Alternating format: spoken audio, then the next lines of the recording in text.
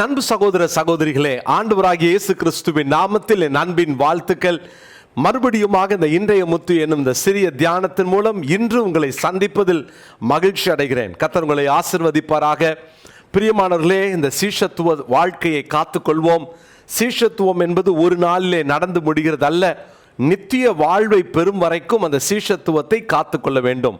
தேவன் நம் பேரில் வைத்திருக்கிற பெரிய அந்த எதிர்பார்ப்பை நாம் நிறைவேற்ற வேண்டும். இதுதான் தேவனுடைய எதிர்பார்ப்பு, சபையினுடைய தேவை. இந்த நாளிலே மத்தேயு சுவிசேஷம் 19ஆம் அதிகாரத்தின் 16வது வசனத்தை நான் வாசிக்கிறேன். மத்தேயு 19:16. அப்பொழுது ஒருவன் வந்து அவரை நோக்கி, நல்ல போதகரே, நித்திய ஜீவனை அடைவதற்கு நான் எந்த நன்மையை செய்ய வேண்டும் என்று கேட்டான்.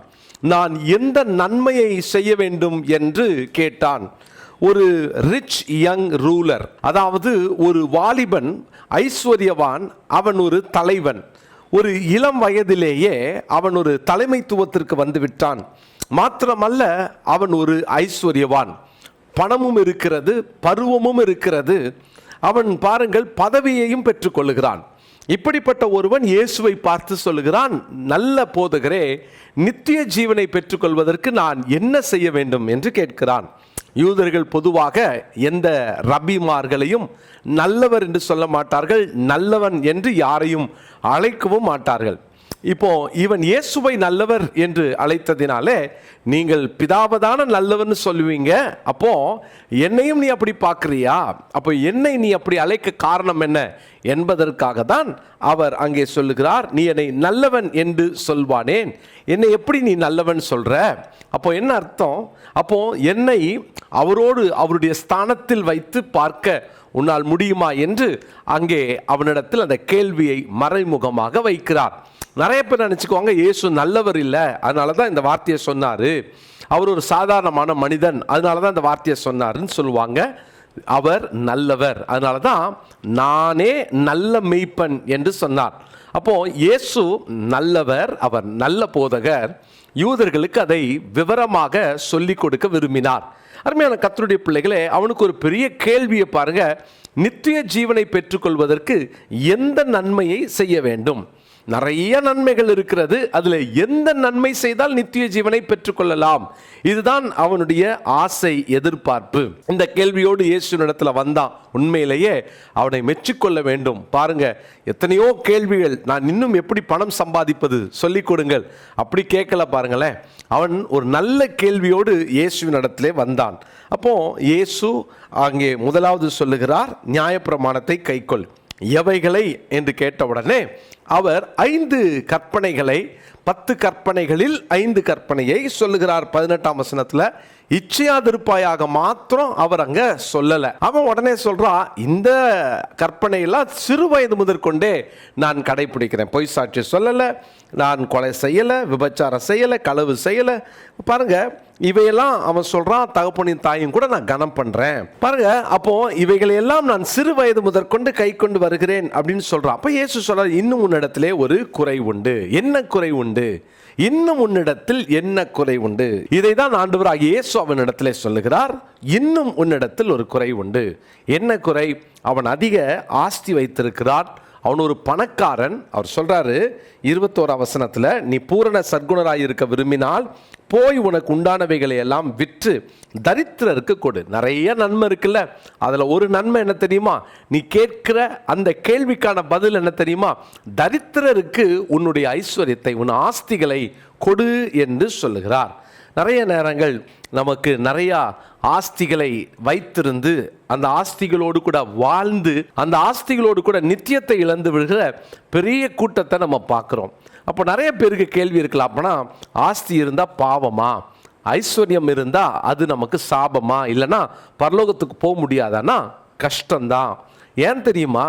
இவன் ஆஸ்தியை இவன் வைத்திருக்கவில்லை, ஆஸ்தி இவனை வைத்திருக்கிறது. நம்ம கவனிக்க வேண்டும். இவனுடைய வாழ்க்கையை கவனிச்சு பாருங்க.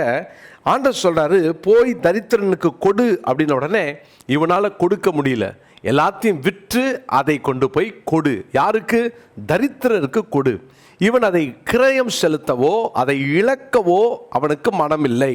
ஒரு வசனத்தை உங்களுக்காக வாசிக்கிறேன். சங்கீதங்களின் புஸ்தகம் 39ஆம் சங்கீதம் 6வது வசனத்தை நான் படிக்கிறேன். 39:6. வேஷமாகவே மனுஷன் திரிகிறான், விருதாவாகவே சஞ்சலப்படுகிறான், ஆஸ்தியை சேர்க்கிறான், யார் அதை வாரிக்கொள்வான் என்று அறியான். அவன் வேஷமாகவே திரிகிறான், அவனுடைய வேஷம் கலைகிறது. அவன் சொல்றான், இந்த நியாயப்பிரமாணத்தெல்லாம் கை கொள்றேன். அவன் சொல்லும் பொழுது கேட்ட கேள்வி, அவன் தன்னுடைய வாழ்க்கை குறித்து அவன் சொன்ன காரியமெல்லாம் பார்த்தா இவன் ஒரு பர்ஃபெக்ட் மேனை போல இருந்தாலும் அவனால் அதை விட்டு கொடுக்க முடியவில்லை, அவனால் அதை இழக்க முடியவில்லை. பிரியமானவர்களே, இன்னைக்கு ஒருவேளை ஆண்டவர் நம்மை பார்த்து இப்படி ஒரு காரியத்தை சொன்னா, உங்களுக்கு ரொம்ப பிடிச்சமான ஏதோ ஒன்று உங்களை அது வச்சிருக்கு பார்த்தீங்களா, உங்களால் அதை விட முடியாது, அது உங்களை அவ்வளவு பிடித்து வைத்திருக்கிறது. அது எதுவாக வேணா இருக்கட்டும், அது எதுவாக வேணாலும் இருக்கட்டும், அதை ஆண்டவர் விட சொன்னால் அல்லது விற்று தரித்திரனுக்கு கொடு என்று சொன்னால், நம்மிலே எத்தனை பேர் அவருக்காக அதை இழக்க ஆயத்தமாக இருக்கிறோம்? அப்படி ஒருவேளை, சாரி ஆண்டவரே, இதை மட்டும் கேட்காதீங்க, எதை வேணாலும் கேளுங்க, நான் தந்துடுறேன், இது எனக்கு ரொம்ப பிடிச்சிருக்கு, நமக்கு அது பிடிச்சிருக்கு, அது நம்மளை பிடித்து கொண்டு இருக்கிறது, மறந்துடாதீங்க. அப்படிதான் நிறைய பேரை பணம் பிடித்து வைத்திருக்கிறது, ஐஸ்வர்யம் பிடித்து வைத்திருக்கிறது, சில ஆஸ்திகள் பிடித்து வைத்திருக்கிறது. அவங்களால அதை விட்டு வெளியே வர முடியலை, அதனால தான் அதை அவங்களால விட முடியலை, கொடுக்க முடியலை. அருமையானவர்களே, இன்னொரு வசனத்தை நான் வாசிக்கிறேன். மத்தேயு சுவிசேஷம் 6ஆம் அதிகாரம் 21வது வசனத்தை நான் படிக்கிறேன். உங்கள் பொக்கிஷம் எங்கே இருக்கிறதோ அங்கே உங்கள் இருதயமும் இருக்கும். உங்கள் பொக்கிஷம் எங்கே இருக்கிறதோ அங்கே உங்கள் இருதயமும் இருக்கும். இந்த ரிச் யங் ரூலர் அவனுடைய இருதயத்தெல்லாம் அந்த பொக்கிஷத்தின் மேலே பதித்து விட்டான். அதனால் அவனால் கொடுக்க முடியல. வேதம் சொல்லுகிறது இல்லையா, ஏழைக்கு இறங்குகிறவன் கர்த்தருக்கு கடன் கொடுக்கிறான், அவன் கொடுத்ததை அவர் திரும்ப கொடுப்பார். பிரியமானவர்களே, இன்னைக்கு வரைக்கும் ஒருவேளை நம்மளால் இழக்க முடியாத, எனக்கு இதை மட்டும் கொடுக்க முடியாது அப்படின்னு எதை நினச்சிட்ருக்கிறோமோ அதுதான் நம்முடைய வாழ்க்கையில் ஒரு பெரிய பொக்கிஷமாக பார்க்குறோம். அது மேலே தான் நம்ம இருதயத்தை வச்சுருக்கிறோம். அது போயிருச்சுன்னா நம்ம இருதயம் நின்று விடுவதை போல பாதிப்பு ஏற்படுதில்லை. கொஞ்சம் இன்றைக்கி யோசித்து பார்க்கலாமா? ஆண்டவர் சொல்லியும் என்னால் அந்த காரியத்தை விட முடியுமா, கொடுக்க முடியுமா, செய்ய முடியுமா? யோசித்து பாருங்க. இன்னைக்கு ஆண்டவர்கிட்ட சொல்லுங்க, உங்களை விட எனக்கு எதுவும் முக்கியம் இல்லை, நீங்கள் சொன்னால் நான் செய்வேன் அப்படின்னு நம்மளால் இன்னைக்கு சொல்ல முடியுமா? பிரியமானவர்களே, ஒரு வசனத்தை வாசிக்கிற அதை இந்த நாளினுடைய மனப்பாட பகுதியாகவும் தெரிந்து கொள்வோம். லூக்கா சுவிசேஷம் 12ஆம் அதிகாரம் 15வது வசனம். லூக்கா 12:15. பின்பு அவர் அவர்களை நோக்கி, பொருளாசையை குறித்து எச்சரிக்கையாயிருங்கள், ஏனெனில் ஒருவனுக்கு எவ்வளவு திரளான ஆஸ்தி இருந்தாலும் அது அவனுக்கு ஜீவன் அல்ல. நித்திய ஜீவனை சுதந்தரித்து கொள்ள நான் என்ன நன்மையை செய்யணும்னு கேட்டான் இல்லையா, ஆண்டவர் கொடுக்கிற பதில் பார்த்தீங்களா, அது அவனுக்கு ஜீவன் அல்ல. நம்ம சேர்த்து வைத்திருக்கிற எதுவும் நமக்கு ஜீவன் அல்ல, அது நித்தியம் அல்ல, அது ஒரு நாள் நம்மோடு கூட வராது.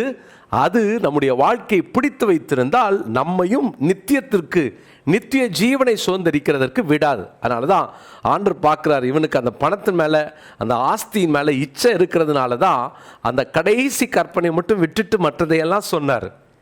அவன் சொல்கிறான், அந்த ஆஸ்தியை உடையவன் எனக்கு ஆஸ்தி தான் வேணும்ன்ட்டு விட்டுட்டு இயேசுவை விட்டுட்டு போயிட்டான். ஆண்டவர்கிட்ட நீங்கள் சொல்லலாமா, ஆண்டவரே நீங்கள் கொடுத்தது, நீங்கள் சொன்னால் நான் செஞ்சிடுறேன், ஆண்டவரே என்னுடைய உள்ளத்தில் இதன் மேலே பற்று இருக்கக்கூடாது அப்படின்னு ஜோம் பண்ணிடலாமா? கண்களை மூடி ஆண்டவரை நோக்கி பார்க்கலாம். நல்ல தகப்பனே, ஆண்டவரே எங்களுக்கு நீர் கொடுத்த ஆசீர்வாதத்தின் எதன் மேலேயும் எங்கள் இருதயம் இருக்கக்கூடாது. ஆண்டவரே அதை நாங்கள் பொக்கிஷமாக எண்ணவும் கூடாது, உதவி செய்யும் ஆண்டவரே. ஆண்டவரே, இந்த உலக பொருட்கள் மேலே, ஆஸ்திகளின் மேலே பற்று வைத்து எங்களுடைய நித்தியத்தை நாங்கள் இழந்துடக்கூடாது. ஆண்டவரே, இந்த ரிச் யங் ரூலர் மூலமாக எங்களுக்கு கற்றுக் கொடுத்த இந்த பாடத்துக்காக உமக்கு ஸ்தோத்திரம். தொடர்ந்து எங்களோடு பேசும் இந்த நாள் முழுவதும் எங்கள் பிரயாசங்களுக்கு ஆண்டவரே ஆசீர்வாதங்களையும் நன்மைகளையும் கட்டளையிடும். இயேசுவின் மூலம் ஜெபிக்கிறோம் நல்ல பிதாவே, ஆமென்.